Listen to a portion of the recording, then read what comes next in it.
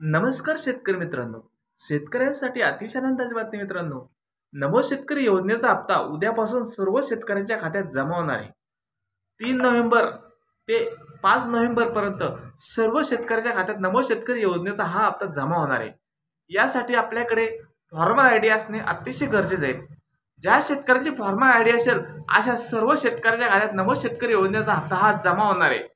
त्यासाठी आपल्या जवळच्या सीएससी सेंटरवर जाऊन आपण आपला फॉर्मर आयडी व्यवस्थित आहे का नाही ते चेक करून घ्यावे आणि आपल्या खात्याला केवायसी कंप्लीट जर असेल तर आपल्याला नमो शेतकरी योजनेचा हप्ता हा जमा होणार आहे.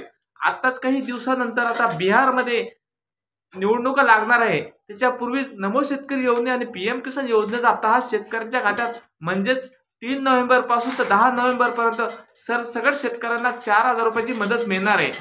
काल जवळपास आपल्याला कर्जमाफीची 30 जून पर्यंत डेडलाईन मिळाली.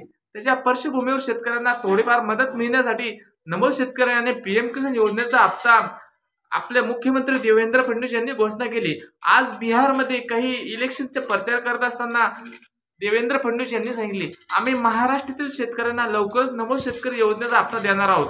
म्हणजेच उद्यापासून सर्व शेतकऱ्यांच्या खात्यात नमो शेतकरी योजनेचा हप्ता हा पडणार मित्रांनो.